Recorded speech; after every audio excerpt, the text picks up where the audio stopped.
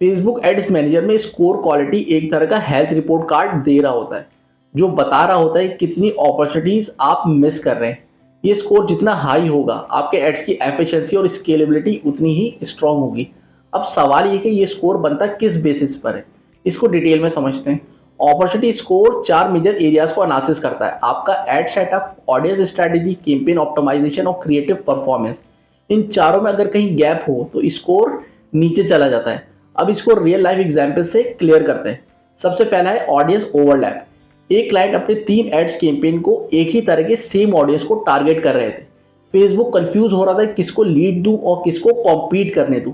इस वजह से डिलीवरी स्लो और कॉस्ट हाई हो गई। तो समझे, अगर आप सेम ऑडियंस को 3 जगह टारगेट करोगे तो फेसबुक खुद ही आपकी कैंपेन्स को एक दूसरे के अगेंस्ट लाके खड़ा कर देगा। ये बिल्कुल ऐसा ही है जैसे एक शॉप में आप 3 सेल्समैन बिठा दें जो एक ही कस्टमर को कन्वेंस कर रहे हो। तो इसका हल है क्या? तो 3 कैंपेन्स की जगह एक यूनिफाइड ऑडियंस बना दी जाए तो ओवरलैप खुद ही रिमूव हो जाएगा और इसी से अपॉर्चुनिटी स्कोर भी इंप्रूव होगी। सेकंड है लो बजट ऑप्टिमाइजेशन। क्लाइंट ने बजट बहुत डिवाइड कर दिया था, यानी $1000 के टोटल बजट को 4 कैंपेन में तोड़ दिया। असल में आप फेसबुक को स्पेस ही नहीं दे रहे कि वो आपकी कैंपेन को समझ सके। एल्गोरिदम को लर्निंग फेज से निकलने के लिए कम से कम 50 कन्वर्जन पर वीक चाहिए होता है। फेसबुक का एल्गोरिदम तभी सही काम करता है जब उसे इनफ डाटा मिले। डाटा का मतलब कन्वर्जन। अगर आप हर वीक कम से कम 50 कन्वर्जन देते हो तो एल्गोरिदम को ये सिग्नल मिलता है कौन सा ऑडियंस कन्वर्ट कर रहा है, किस टाइम कन्वर्जन आ रही है, किस तरह के लोग ऐड में इंटरेस्ट ले रहे हैं, कहाँ बजट ज़ाया हो रहा है और कहाँ रिजल्ट आ रहा है। अगर 50 से कम कन्वर्जन होगा तो एल्गोरिदम गैसिंग मोड में रहता है। वो कॉन्फिडेंटली नहीं कह सकता कि किसको ऐड दिखाना चाहिए, इसलिए लर्निंग फेज में स्टक होकर रह जाता है। 50 कन्वर्जन पर वीक का मतलब फेसबुक को इतना डाटा देना कि वो अंदाजा नहीं लगाए बल्कि कॉन्फिडेंटली डिसाइड करे कि ऐड किसको दिखाना है। इसका हल बहुत सिंपल है, बजट को 4 हिस्सों में तोड़ने के बजाय कंसोलिडेट कर दे। जब बजट एक कैंपेन में जमा होगा तो कन्वर्जन बढ़ेगी, लर्निंग इंप्रूव होगी, एल्गोरिदम स्मार्ट होगा, अपॉर्चुनिटी स्कोर ऑटोमेटिकली बढ़ जाएगा। अब तीसरी प्रॉब्लम यहाँ क्लाइंट का सबसे बड़ा मसला इम्प्रॉपर ट्रैकिंग सेटअप का था। पिक्सेल्स के इवेंट्स ठीक सेट नहीं थे, परचेज इवेंट्स फायर नहीं हो रहे थे, फेसबुक को पता ही नहीं लग रहा था कि सेल कब हुई, एड टू कार्ट रैंडम चल रहा था, कभी होता कभी नहीं, पेज व्यू हर सेकंड हिट हो रहा था, फेसबुक को फेक सिग्नल्स मिल रहे थे।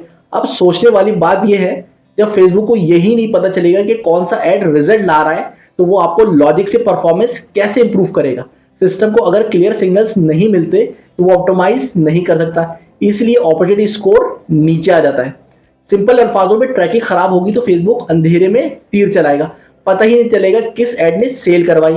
इसका हल ये है कि पिक्सल वेरीफाई किया जाए, इवेंट्स को क्लीन एंड करेक्ट किया जाए, कन्वर्जन एपीआई इंटीग्रेट की जाए ताकि फेसबुक को क्लियर रिलायबल सिग्नल्स मिलना शुरू हो जाए। जब ट्रैकिंग ठीक होती है, सिस्टम को सही डाटा मिलता है, लर्निंग इंप्रूव होती है और अपॉर्चुनिटी स्कोर नेचुरली बढ़ जाता है। चौथा और सबसे कॉमन इशू होता है वीक क्रिएटिव्स। यह क्लाइंट की सबसे बड़ी गलती क्रिएटिव्स की थी।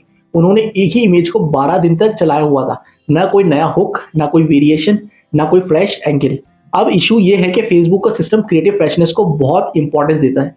जब ऐड बार बार सेम लोगो दिखाया जाता है और आप क्रिएटिव्स अपडेट नहीं करते तो परफॉर्मेंस फ्रीज हो जाती है, सीटीआर गिर जाता है, रेलेवेंसी कम हो जाती है और अपॉर्चुनिटी स्कोर ऑटोमेटिकली नीचे आ जाता है। अगर क्रिएटिव्स पुराना हो जाए तो फेसबुक समझता है कि लोग इंटरेस्ट लूज कर रहे हैं, इसलिए वो आपके ऐड को पुश करना कम कर देता है।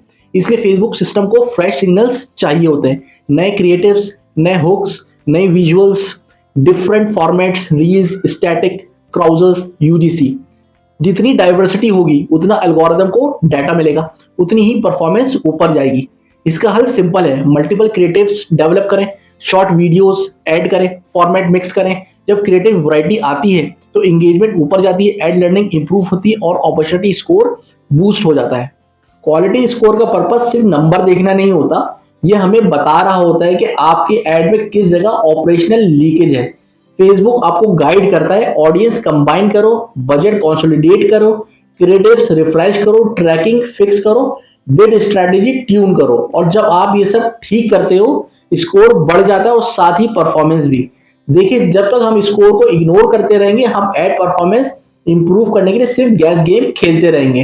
अपॉर्चुनिटी स्कोर कोई डेकोरेशन एलिमेंट नहीं, ये एक स्मार्ट डायग्नोस्टिक टूल है। अगर आप इसको समझ कर यूज करना सीख लें, आप हर क्लाइंट के बजट को 20 to 40% तक एफिशिएंट बना सकते हैं।